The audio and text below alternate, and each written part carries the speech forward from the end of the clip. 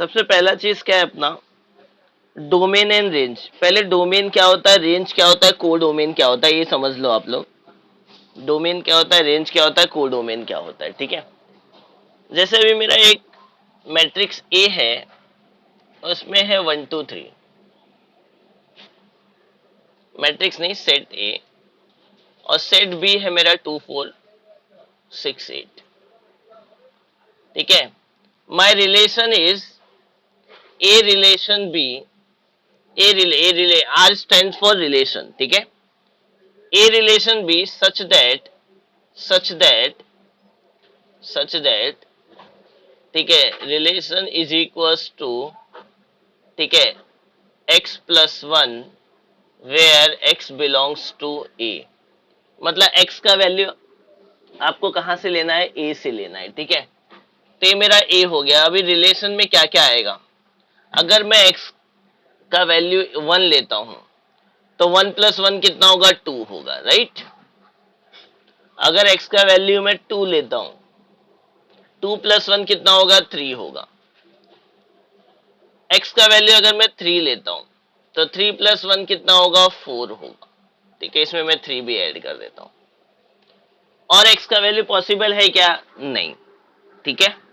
तो अगर मैं यहाँ पे ए और बी को ऐसा रिलेशन करके बताऊं, ए में अपना 1 2 3 और बी में अपना है 2 3 4 6 8, तो 1 किससे रिलेट कर रहा है, 2 से।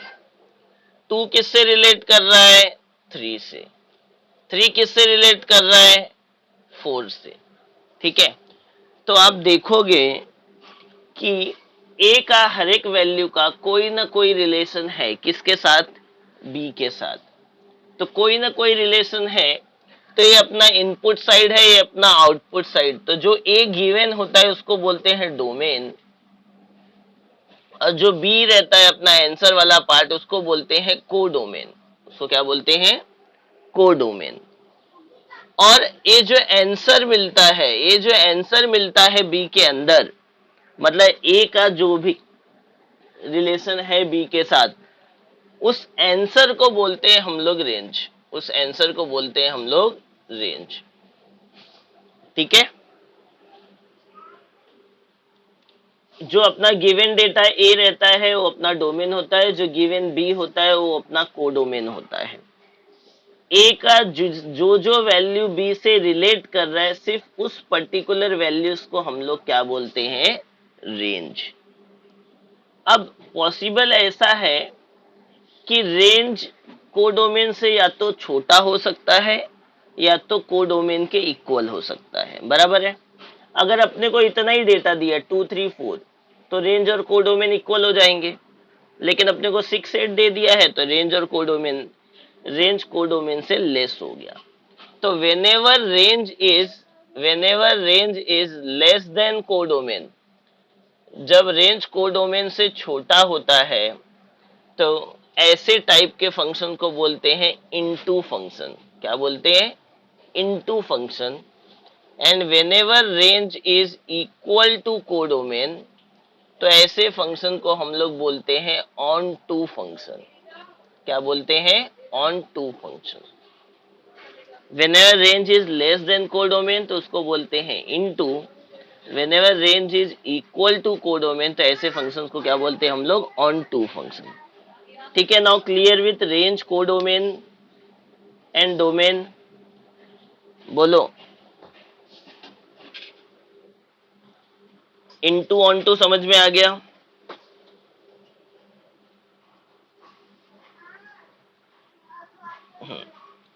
अब देखो, अब हम लोग आगे चलते हैं। Take screenshot of this, so will move ahead.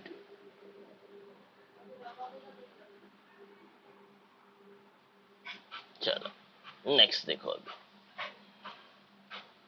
अभी रिलेशन काफी टाइप्स के होते हैं, जिसमें अपना रिलेशन है 1 to 1 रिलेशन, 1 to 1 रिलेशन,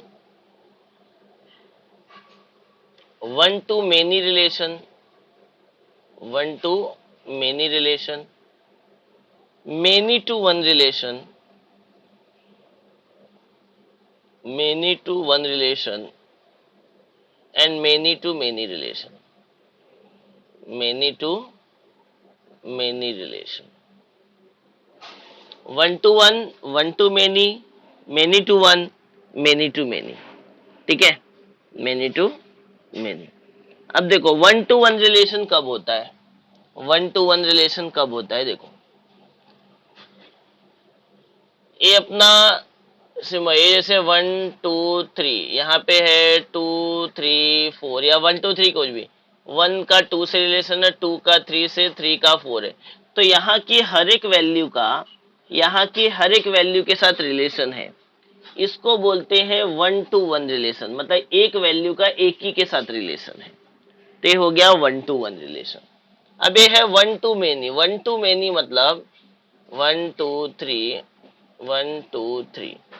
अभी यहाँ के एक वैल्यू का रिलेशन एक से ज्यादा लोगों के साथ है। एक से, देखो यहाँ पे वन है और यहाँ पे दो लोग के साथ रिलेशन है, तो वन टू मेनी। ठीक है, वन टू मेनी मतलब यहाँ से एक लाइन, यहाँ से एक पॉइंट का अगर दो इमेज आएगा, अगर दो इमेज आएगा तो उसको बोलेंगे वन टू मेनी, क्योंकि एक वैल्यू का दो के साथ रिलेशन हो रहा है। तो दो, एक से ज्यादा हुआ तो many, one to many relation. इसमें क्या है? Many to one relation. Many to one relation मतलब इसका भी रिलेशन टू के साथ ही है और टू, इसका भी रिलेशन टू के साथ ही है, तो मेनी वैल्यूज का एक के साथ रिलेशन है। तो कभी भी मेनी वैल्यूज का एक के साथ रिलेशन हो गया तो ऐसे रिलेशन को बोलते हैं many to one relation. Many to one relation. और मेनी टू मेनी मतलब कोई भी किधर भी जाएगा, कोई भी किधर भी जाएगा। वन टू से गया, वन थ्री से गया, टू वन से गया, ठीक है, कोई भी किधर भी जाएगा, कोई फर्क नहीं। तो मेनी टू मेनी मतलब जिसमें वन टू मेनी और मेनी टू वन दोनों को कंबाइंड कर देंगे तो मेनी टू मेनी रिलेशन बन जाएगा। ठीक है, so total there are four types of relation. One to one मतलब एक का एक के साथ, वन टू मेनी मतलब एक का मेनी के साथ, मेनी टू वन मतलब मेनी का वन के साथ, और मेनी टू मेनी मतलब किसी का किसी के साथ भी चलेगा। Clear with this four types of relations?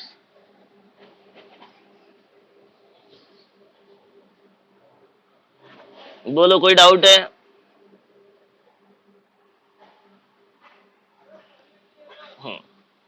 चले आगे चलते हैं। अभी ये तो हो गया रिलेशन। अब ये चारों टाइप के रिलेशंस में से कौन सा वाला रिलेशंस को फंक्शंस बोलते हैं, किसको फंक्शन नहीं बोलते हैं?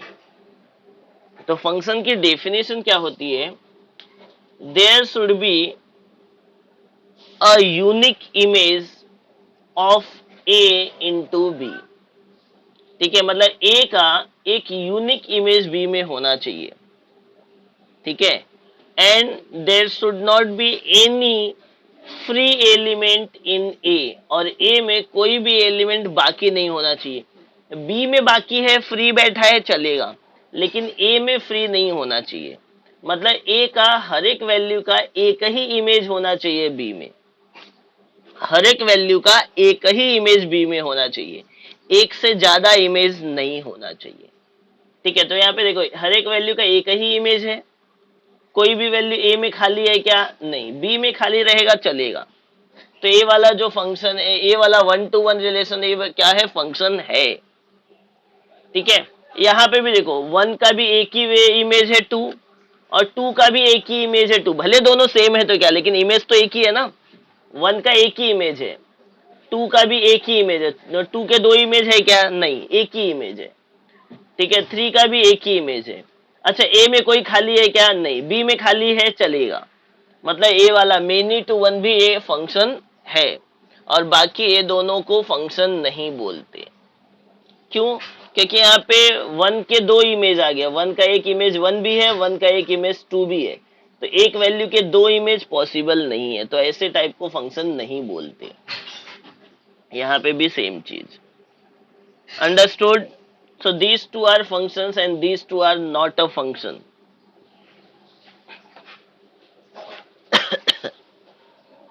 Any more doubt?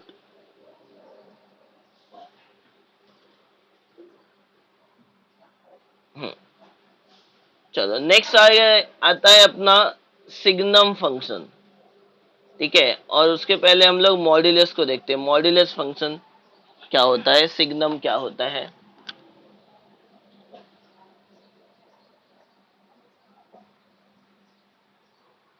देखो मॉड्यूलस फंक्शन आपने फिजिक्स में ही पढ़ा रहेगा, मॉड एक्स ना।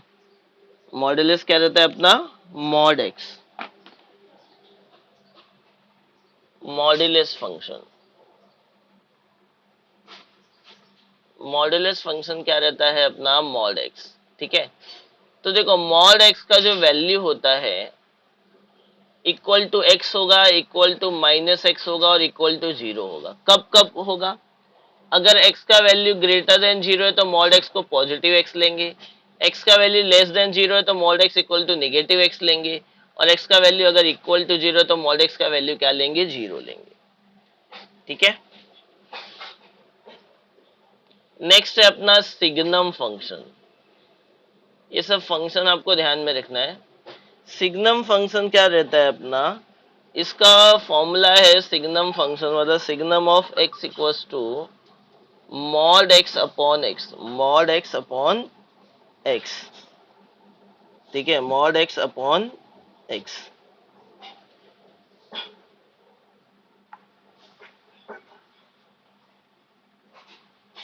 Mod x upon x if x not equal to zero, और ये इक्वल टू जीरो होगा if x equal to zero होगा, ठीक है। तो ये याद रखना, सिग्नम ऑफ x का क्या होता है, मॉड x अपॉन x। अगर x का वैल्यू लेस देन जीरो है, sorry not equal to zero है, और अगर x का वैल्यू इक्वल टू जीरो है तो आंसर में क्या आएगा, जीरो आ जाएगा, ठीक है।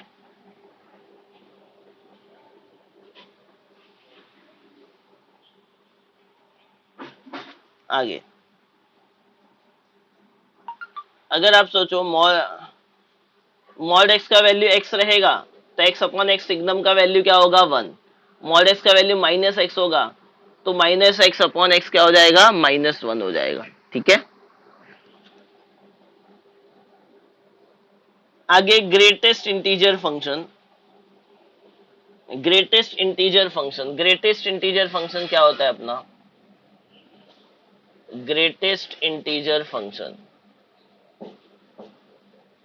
देखो ग्रेटेस्ट इंटीजर का मतलब होता है कि जो भी वैल्यू दिया है उसके पीछे वाला ग्रेटेस्ट इंटीजर कौन सा है, उसके पीछे वाला ग्रेटेस्ट इंटीजर कौन सा है, ठीक है।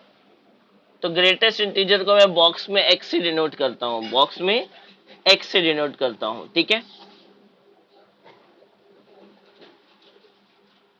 देखो ये होता क्या, जैसे मैं अगर बॉक्स में 6.2 लिखूं तो 6.2 से पहले वाला ग्रेटेस्ट इंटीजर कौन सा है, 6 है, बराबर। अगर मैं बॉक्स में -6.2 लिखता हूं तो -6.2 से पहले वाला इंटीजर कौन सा है, -7 होगा। याद रखना निगेटिव में है तो -6.2 से पहले तो -7 आएगा। अगर आप -6 बोलोगे तो उससे बड़ा हो जाएगा, उससे ग्रेटर नहीं लेंगे, उससे लोअर वाला ग्रेटेस्ट इंटीजर। और अगर कोई इंटीजर नंबर बॉक्स के अंदर है तो उसका आंसर वही इंटीजर ही रहेगा। अगर ग्रेटेस्ट इंटीजर में कोई इंटीजर नंबर है तो उसका आंसर वही इंटीजर होगा। अगर डेसिमल में है तो उसके जस्ट पहले वाला इंटीजर, पॉजिटिव है तो उसके जस्ट पीछे वाला, नेगेटिव है तो भी जस्ट पीछे वाला, ठीक है। ये है अपना ग्रेटेस्ट इंटीजर फंक्शन। नेक्स्ट है even and odd function. Even and odd function, even and odd हम लोग ने इंटीग्रेशन में पढ़ा है कि whenever your function is even, whenever अपना एक देखो थ्योरम था, अगर इवन होता है तो f माइनस एक्स किसके इक्वल होता है, प्लस एफ एक्स के, और ऑड है तो f माइनस एक्स किसको इक्वल होता है, माइनस एफ एक्स के, ठीक है। एक इसके लिए इवन के लिए और एक इसके लिए ऑड के लिए। अगर x की जगह पे कोई फंक्शन दिया हुआ है, x की जगह पे माइनस एक्स रखो, रखने के बाद दोनों इक्वल आ गए तो इवन, और x की जगह पे माइनस एक्स रखने के बाद वो माइनस एफ एक्स के इक्वल आ रहा है, तो उस फंक्शन को क्या बोलेंगे? ऑड फंक्शन बोलेंगे। ठीक है, तो इतने सारे फंक्शंस हो गए। अब हम लोग स्टार्ट करते हैं अपने क्वेश्चंस पे। Now come to exercise. कोई डाउट है किसी को ये सब बेसिक्स में?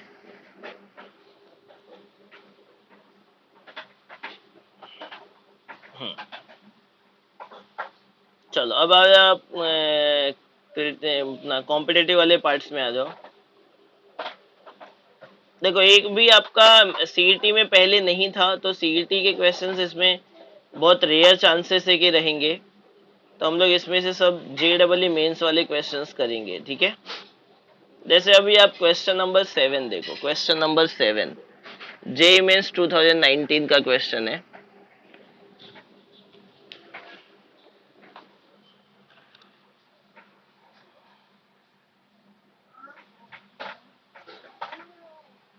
देखो क्वेश्चन क्या है अपना, if F of X equals to, seventh है ये आपका कॉम्पिटेटिव सेक्शन का, F X equals to log 1 plus X upon 1 minus X, then f of 2x upon 1 plus X square, 2x upon 1 plus X square is equal to, ये किसके equal होगा अपने को बताना है। ठीक है, अपने को एफ एक्स दिया हुआ है, लेकिन एफ एक्स का आंसर नहीं चाहिए। F of 2x upon 1 plus X square, F of 2x upon 1 plus X square, तो ये अपना एफ एक्स है ना, तो x की जगह पे पूरा वैल्यू रख दो यहाँ पे। तो अगर मैं x की जगह पे ये पूरा वैल्यू अगर रखता हूं तो क्या आएगा? log 1 प्लस x की जगह पे पूरा वैल्यू, तो क्या यहाँ पे भी x की जगह पे लिखो 2x upon 1 plus X square, नीचे भी 1 minus 2x upon 1 plus X square, तो ये क्या हो जाएगा? log अपॉन में करो, क्रॉस मल्टीप्लाई करो, क्या आएगा? 1 into 1 plus X square plus 2x upon 1 plus X square, यहाँ पे क्रॉस मल्टीप्लाई, तो 1 into 1 plus X square minus 2x upon 1 plus X square. So you can see 1 plus X square 1 plus X square cancel, तो ये क्या हो गया? log, जो ऊपर वाला टर्म हो गया वो x प्लस 1 का होल स्क्वायर हो गया ना, इसको एक्सपांड करो यही आएगा, नीचे वाला टर्म x माइनस 1 का होल स्क्वायर हो गया। तब दोनों होल स्क्वायर है, तो मैं इसको एक ही ब्रैकेट में लिख के x plus 1 upon X minus 1 और पूरे का होल स्क्वायर लिख सकता हूँ, पूरे का होल स्क्वायर लिख सकता हूँ। अब देखो, अब तुम्हारे ऊपर है, अब तुम x माइनस 1 लिखो या 1 माइनस एक्स लिखो का होल स्क्वायर लिखो, कोई फर्क नहीं पड़ता। यहाँ पे क्वेश्चन में अपने को 1 माइनस एक्स दिया हुआ है, तो instead of writing 1 plus x minus 1 I will write 1 minus x, और instead of writing x plus 1 I will write 1 plus x. जो क्वेश्चन में दिया है we will move according to that. ठीक है, तो 1 प्लस एक्स और 1 माइनस एक्स, तो यहाँ पे 1 प्लस एक्स 1 माइनस एक्स आएगा। अब 2 आगे आ जाएगा, तो क्या हो जाएगा? ये twice of log 1 plus X upon 1 minus x, और ये जो log 1 plus X upon 1 minus x है वो क्या है? एफ एक्स, तो इसका आंसर कितना आ गया? 2f(x). ठीक है, समझा? कोई डाउट है?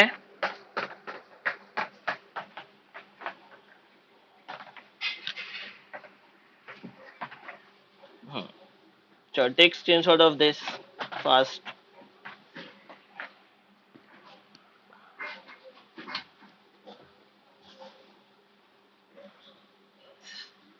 चलो नेक्स्ट, एक एमएसटी सीईटी का क्वेश्चन है, एमएसटी सीईटी 2019 क्वेश्चन नंबर 15 देखो अभी आप।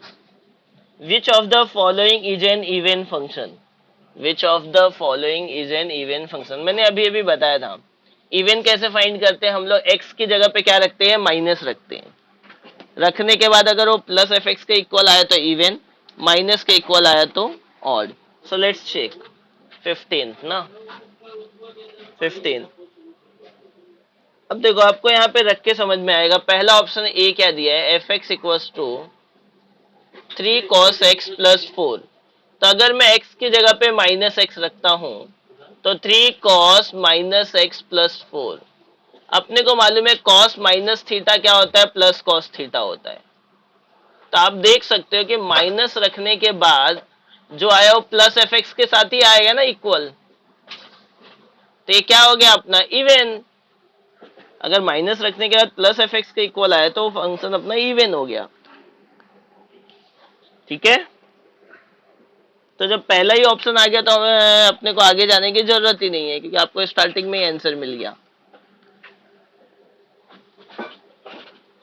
Clear.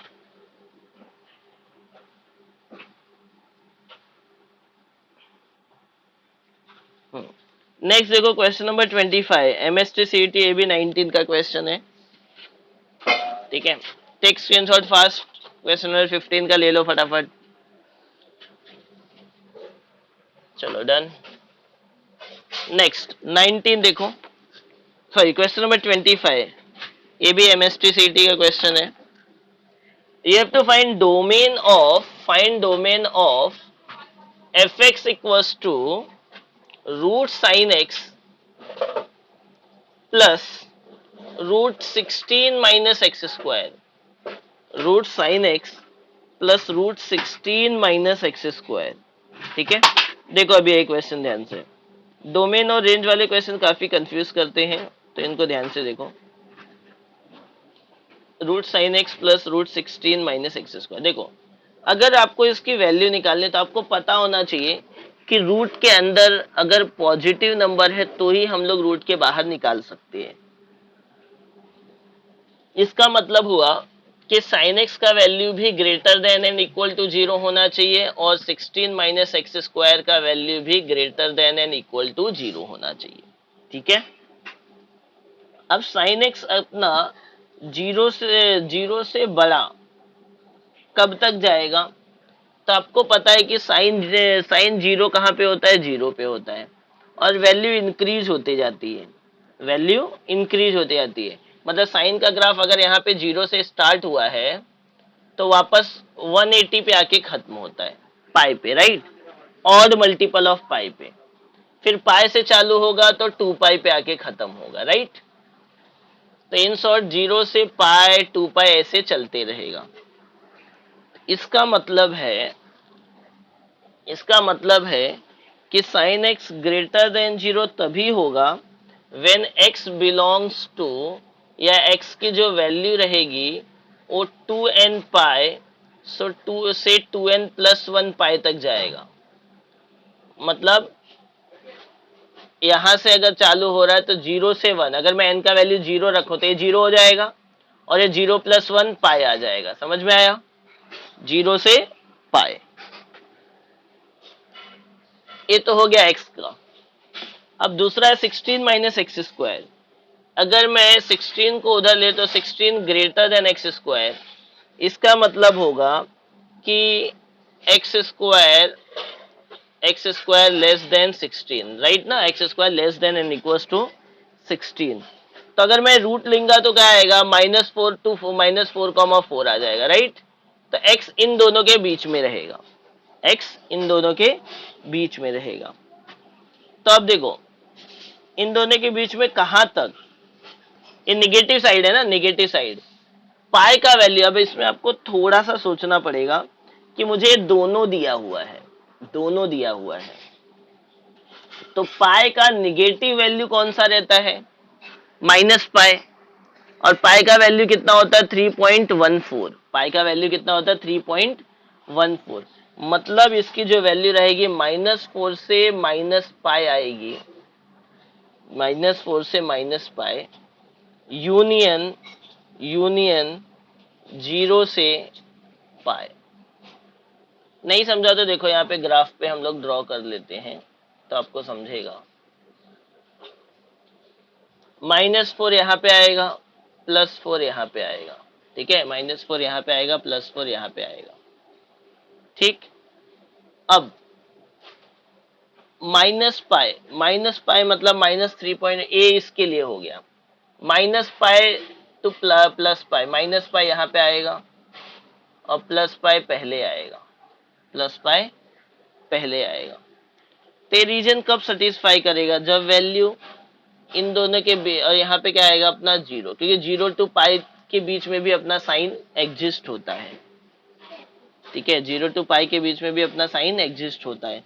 That's why we have taken zero to pi and -4 to -pi. समझा ये सबको?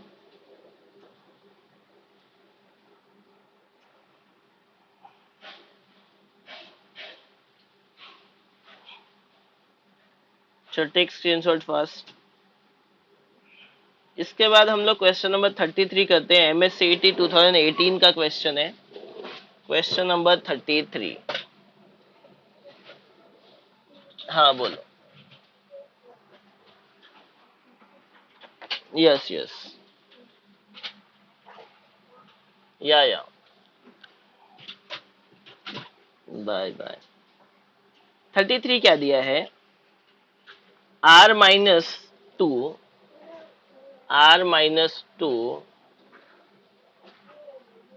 implies r is a function defined by fx equals to x square minus 4 upon x minus 2, then its range is, आपको इसका range निकालना है। ठीक है, आपको इसका रेंज निकालना है। तो देखो अभी आप यहाँ पे ध्यान से, अपने को मालूम है यहाँ पे उसने दिया है कि जो रिलेशन है r-2 से r तक जा रहा है। कहां से, r-2 से r तक जा रहा है।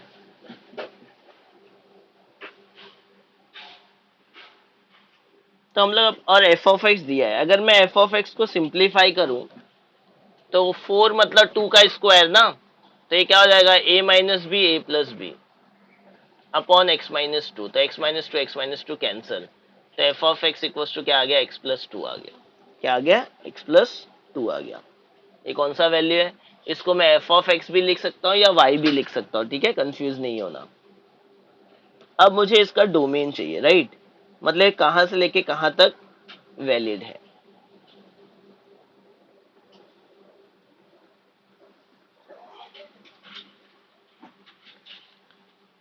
अगर मैं इसमें वैल्यूज रखना स्टार्ट करूं तो एक ऐसा कौन सा नंबर है जिसके लिए मेरा एफ एक्स एग्जिस्ट नहीं होगा या एफ एक्स मेरा 0 हो जाएगा। तो देखो, अगर मैं यहाँ पे 4 पुट कर देता हूँ। ठीक है, यहाँ पे अगर 4 पुट करो तो 4 माइनस 4 क्या हो जाएगा।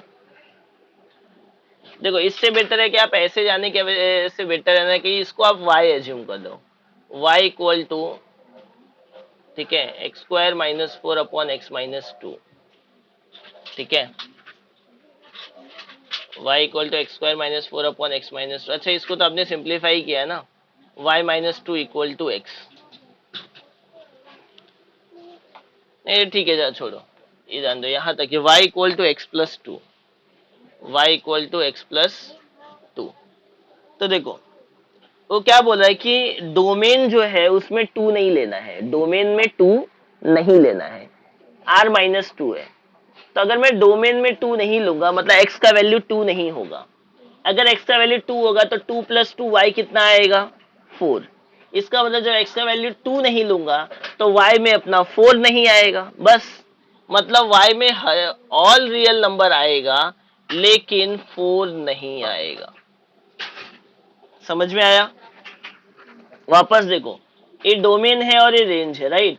डोमेन क्या बोल रहा है, r-2, मतलब you can take all real number but except 2। तो जब मैं 2 को नहीं ले सकता तो अगर 2 के लिए y की वैल्यू क्या होगी, 2 प्लस 2 4 होगी। तो जब मैं 2 नहीं लूंगा मतलब y की वैल्यू 4 पॉसिबल नहीं है, उसके अलावा कुछ भी आ सकता है। तो all real number -4। Okay, any doubt in this?